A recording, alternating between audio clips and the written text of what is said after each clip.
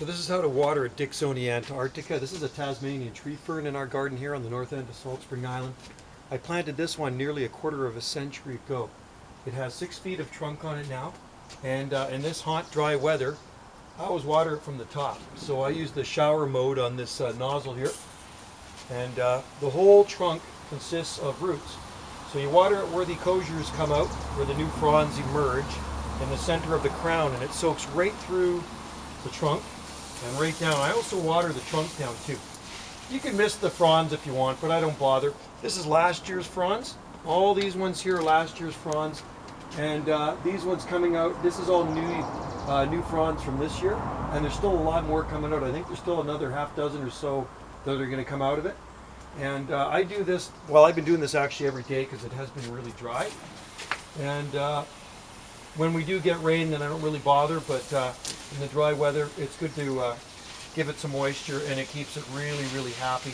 And I'll grab the camera in a minute, and I'll show you the trunk on this thing and how I water it. A close-up shot of how to water a Tasmanian tree fern. It's not a palm, it is a true fern.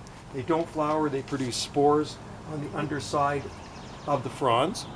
So you'll never see flowers on it, but it does have a trunk on it like a palm tree.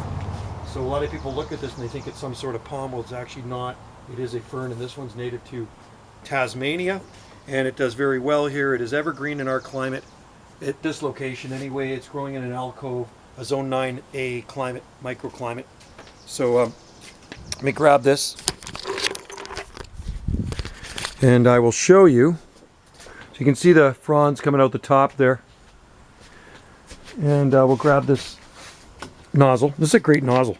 So we got it on shower mode, and just put that baby right up into the center there and just water where those fronds come out.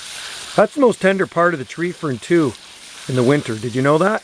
You probably didn't. Most people don't. So the hardiest part is the trunk, and then the fronds. Those fronds will brown out at about 20 degrees Fahrenheit, and but new ones will come out in the spring. But the main part is to protect that inner crown when you're living in the north here. So I fold up burlap and I stuff it in there, but never ever protect the crown. Crown is on its own, and that's last year's fronds, and they look flawless.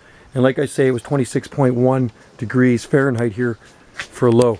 It's only been 2 winters, and all the time that's been growing there that those fronds have browned out. Would have been 1998 and 2008. It got just below 20 degrees, and that was the end of those fronds, but I had the inner crown protected, so it's all good. Continue to send out new ones in the spring. It's still, yeah, it's definitely unfurling some in there. I can see some fiddleheads in here. So anyway, that's how to water a Tasmanian tree fern. You might want to try those in your garden, one in your garden if you live in a similar growing zone. They are pretty slow growing, so be patient. Better to plant them when you're a lot younger. At my age, gotta plant them big. All right, thanks for watching.